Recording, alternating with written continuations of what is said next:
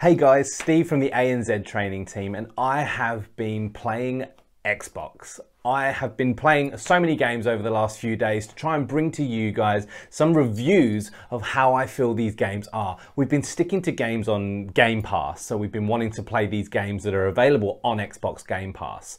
And today I've played the Formula 1 2018 game, which has recently just jumped onto Xbox Game Pass, and I'm really excited to get my hands on this. I've never really been a massive Formula 1 fan. When I was a kid, I used to live around the corner from the UK's track in Silverstone.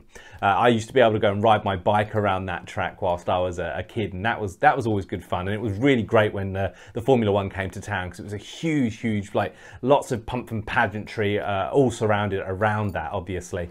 But I've never really been massively into it. However, the recent Netflix documentary on the Formula 1, Drive to Survive, I believe the Netflix documentary is called, had got me hooked. I watched it with my wife and it got me absolutely hooked. So I wanted to try out this game, having seen that it had dropped on Game Pass.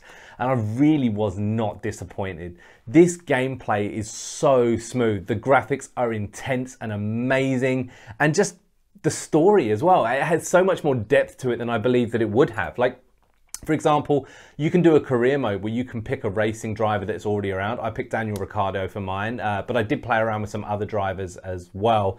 But it goes into so much depth around the story, but not just around the story, but around the details within the car. It's not just get in a car, drive it as hard as you can, try and win the race. It's all about statistics and making sure your car's balanced right. Do you have enough tread left on the tires? Boxing at the right time and going into the pits to get things taken off. The whole kind of change to how you interact with the game was way more than I actually expected. I just expected to be able to pick a driver, jump into a car, win a couple of races and see my points climb through the ladder, but it's not. And you even have interviews with press people, and the answers that you give kind of change the way that people affect around your car.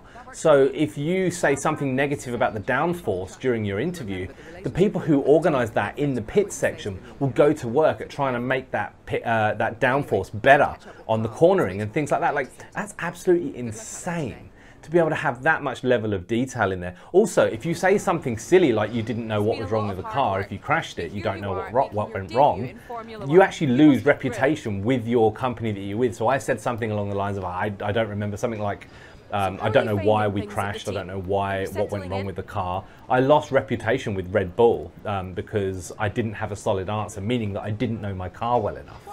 So all of that kind of bundled all into one game was absolutely phenomenal. The gameplay, the tracks, oh my gosh, the tracks. So as I said to you guys, Silverstone is probably the only track that I really know from the UK.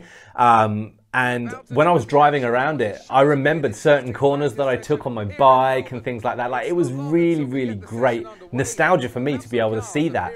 But also being able to see things like the Singapore Grand Prix, for example, is done in the dark under lights. And that's exactly what it looks like on the game as well. You have different temperatures, but the temperature is kind of solid to how it really would be in that region. The Melbourne Grand Prix, the first Grand Prix of the season, I think the temperature was like 23 degrees and cloudy, but then halfway through the race it started to rain. And like that for me, I've been to Melbourne a few times and that's happened to me a number of times. But to have all of that in the track is just absolutely phenomenal. But it can go one step further as well. And you can go backwards and you can go for a classic Formula 1 car as well, meaning that you get that old school high pitched sound when you're driving it. The handling is absolutely ridiculous. I think I just spent half the race doing donuts because I couldn't get the car straight. If I wasn't running into walls, I was doing donuts on the track trying to get straight. Like, the car and how it used to handle is exactly the same. The way that they've positioned these cars, each car handles differently. I had the privilege to try out 3 or 4 of the different cars. I think I tried the Force India car, I tried the AMG Mercedes, I tried out the Red Bull car as well. Like, so all of these different cars have different, like, kind of nuances about them. So you learn to kind of work with that car. And during the documentary on Netflix that I was watching, I actually saw that some of these drivers were actually utilizing this game for practice to go around the course in their free time.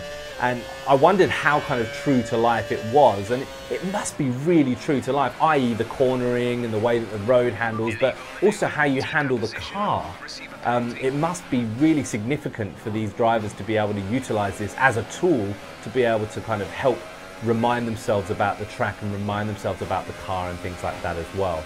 So for me, the whole kind of depth of the game was just surreal and phenomenal. The graphics looked amazing. In the Singapore Grand Prix, you can see the water kind of burbling along on the river, and I thought that was fantastic. A couple of bugbears with the game, and it's purely probably from my own ability standpoint. I'm fantastically mediocre at games. I'm never great at a game, and I'm never really that bad at a game. I can always pick one up and kind of generally get a feel for it, but I found it very difficult to kind of get a grasp for how to kind of do certain things on the game straight away. It's not one of these games that you can pick up and just be amazing at straight away. You're going to need to take some time to work at it, which is great because a lot of people like to play the kinds of games where they really have to work at perfecting their skill set to be able to become great at that game. And this game is definitely a game for you guys if that's the case. Now, being able to do things like take off from the lights at the beginning of a Grand Prix, that for me, I found it very difficult trying to work out kind of how much engine I need to give it versus like whether I need to steer or keep in a straight line and try and hit the line markers. From then, it's absolutely mad trying to work out when you need to brake, especially whenever you've got 25 cars going into one corner at the beginning of a Grand Prix. You have no idea when you're going to brake. Normally the racing guidelines will tell you when you need to brake, but you can't see those because there's so many cars in front of you, so you end up just smacking into the back of them. That for me was a challenge. Also the handling of the car, and again it's down to the fact that these guys have gotten it to the point where it's so much like a Formula One car. You have to be going at certain speeds to be able to hit corners properly. If you're going at a slower speed, you don't corner as well. If you're going too fast, obviously you don't corner as well. So this, for me, was probably something that I will definitely keep playing, but it's not something that I was able to pick up immediately. And I'm going to have to sit there and work at it and work at how to kind of take off from the lights at the beginning of a Grand Prix, how to go into that first corner, how to make sure that we are steering around the corners without losing too much speed and therefore not fully steering around, or going too fast and then steering too much and then ending up in the barrier as well. What I also like is the damage that you can put on the car. But it is a bit of a pain because if you go into that first corner and you hit rear end someone, you can end up damaging your front wing, meaning that you need to go and box by the next lap. So go to the pits, have that repaired, and then you have to go back out in the race. But the problem with that is you've lost so many spots. It's a huge, huge tactical race. So for me, I really enjoyed that, but I also really think that people who just want to pick this game up and have a go at it probably isn't that kind of game for them. They're going to need to really work at it. However, fun. I've got so many friends that are involved with Formula One and they love it. This game is going to be a game that they absolutely love, and the fact that it's free on Xbox Game Pass is a massive, massive plus. So with these game reviews, what I want to do is I want to be able to give them a review on different things like gameplay, graphics and storyline.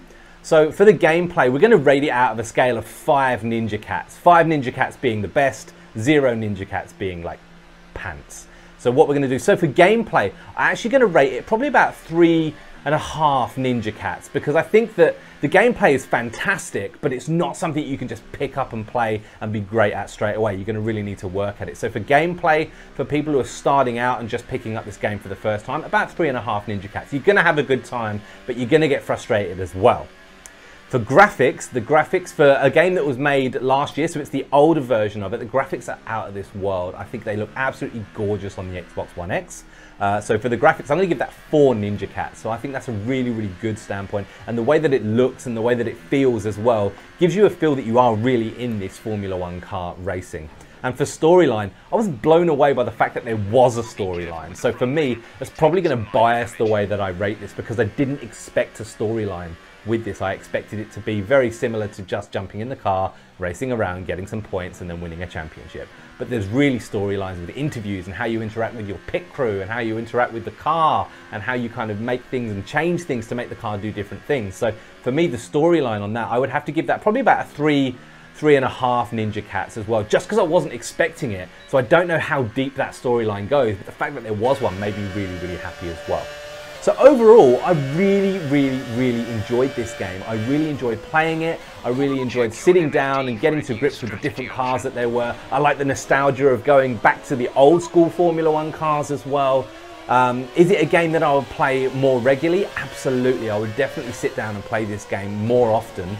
Now I know that it's available on Game Pass and that I can play it and that it's good fun as well. So that's pretty much it for the review that I wanted to give on the Formula One 2018 game, which is now free on Xbox Game Pass. So guys, check it out. But as always, for all your latest social media updates, keep it locked to our Twitter and Facebook feed. But for all of your courses and accreditations, keep it locked to ExpertZone. See you later.